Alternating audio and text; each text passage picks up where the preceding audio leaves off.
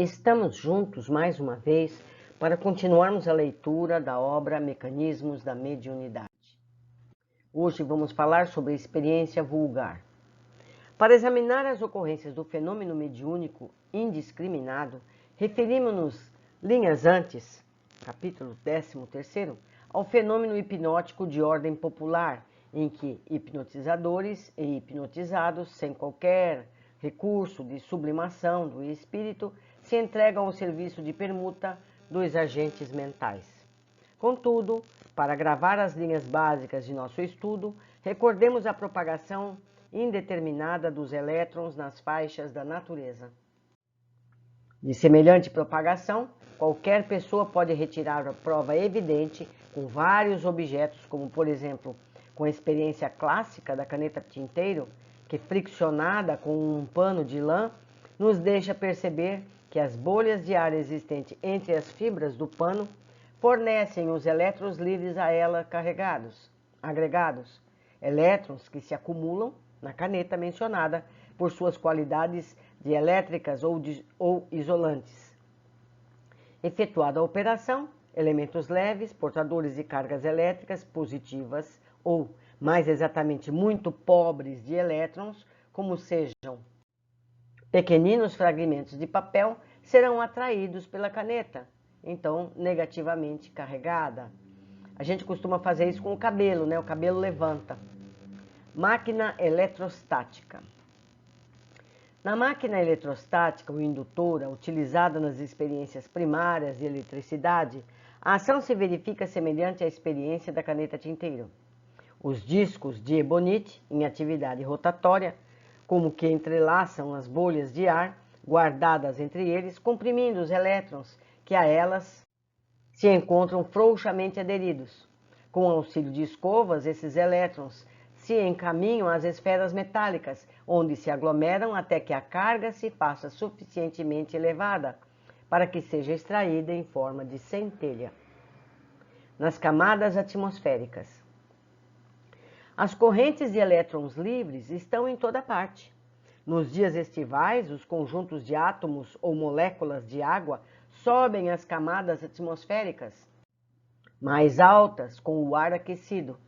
Nas zonas de altitude fria, aglutinam-se formando gotas que em seguida tombam na direção do solo em razão do seu peso, ou seja, chovem. Todavia, as gotas que vertem de cima sem chegarem ao chão, por se evaporarem na viagem de retorno, são surpreendidas em caminho pelas correntes de ar aquecido, em ascensão, e atritando os elementos nesse encontro, o ar quente na subida extrai das moléculas de água os elétrons livres, que a elas se encontram fracamente aderidos, arrastando-os em turbilhões para a altura, acumulando-os nas nuvens, que se tornam então eletricamente carregadas.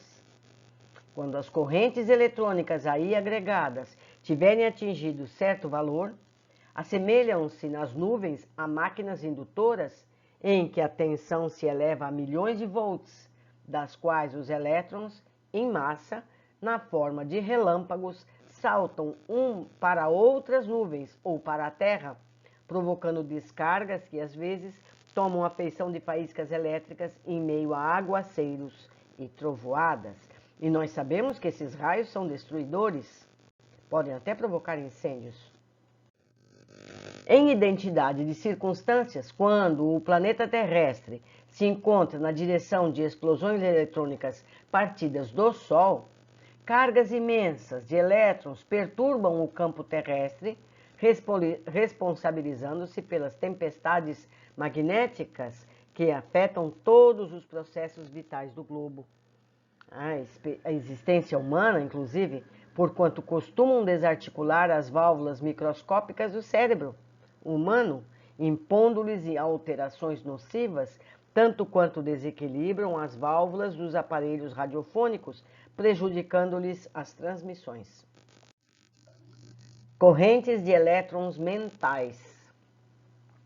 Dentro de certa analogia, temos também as correntes de elétrons mentais, por toda parte, formando cargas que aderem ao campo magnético dos indivíduos ou que vagueiam entre eles à maneira de campos elétricos que acabam atraídos por aqueles que, excessivamente carregados, se lhes afeiçoem à natureza. Recorrendo à imagem da caneta tinteiro, em atrito com o pano de lã e a máquina eletrostática, em que os elétrons se condicionam para a produção de centelhas. Lembraremos que toda compreensão de agentes mentais, através da atenção, gera em nossa alma estados indutivos pelos quais atraímos cargas de pensamentos em sintonia com os nossos.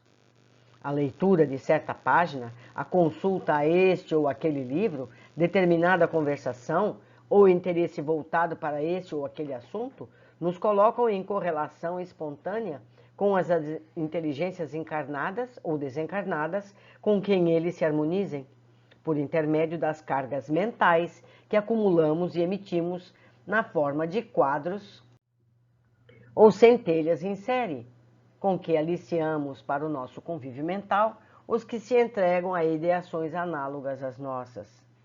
Não nos propomos afirmar que o fenômeno da caneta tinteiro ou do aparelho eletrostático seja igual à ocorrência da indução mental no cérebro. Assinalamos apenas a analogia de superfície para salientar a importância dos nossos pensamentos concentrados em certo sentido, porque é pela projeção de nossas ideias que nos vinculamos às inteligências inferiores ou superiores de nosso caminho. E para estampar com mais segurança a nossa necessidade de equilíbrio perante a vida, recordemos que a maneira das correntes incessantes de força que sustentam a natureza terrestre, também o pensamento circula ininterrupto no campo magnético de cada espírito, extravasando-se para além dele com as essências características a cada um. Queira ou não, cada alma possui no próprio pensamento a fonte inestacável das próprias energias. Concorrentes vivas fluem no íntimo de cada inteligência a se projetarem no halo energético, estruturando-lhe a aura ou fotosfera psíquica à base de cargas magnéticas constantes, conforme a natureza que lhes é peculiar, de certa forma semelhantes às correntes de força que partem da massa planetária, compondo a atmosfera que a envolve. Correntes mentais construtivas. Assim como a natureza encontra na distribuição harmoniosa das próprias energias o caminho justo para o próprio equilíbrio, sustentando-se em movimento contínuo, o espírito identifica, no trabalho ordenado, com segurança, a trilha indispensável para o seu clima ideal de euforia. Quanto mais enobrecida a consciência, mais se lhe configurará a riqueza de imaginação e poder mental, surgindo, portanto, mais complexo o cabedal de suas cargas magnéticas ou correntes mentais a vibrarem ao redor de si mesmo e a exigirem mais ampla cota de atividade construtiva no serviço em que se lhe plasmem vocação e aptidão. Seja no esforço intelectual, em elevado labor, na criação artística, nas obras de benemerência ou de educação, seja nas dedicações domésticas, nas tarefas sociais, nas profissões diversas, nas administrações públicas ou particulares, nos empreendimentos do comércio ou da indústria, no amanho da terra, no trato com os animais, nos desportos, em todos os departamentos de ação. O espírito é chamado a servir bem, isto é, a servir no benefício de todos, sob pena de conturbar a circulação das próprias energias mentais, agravando os estados de tensão. Correntes mentais destrutivas. Os referidos estados de tensão, devido a núcleos de força na psicosfera pessoal, procedem quase sempre à feição de nuvens pacíficas, repentinamente transformadas pelas cargas anormais de elétrons livres em máquinas indutoras, atraindo os campos elétricos com que se fazem instrumentos da tempestade.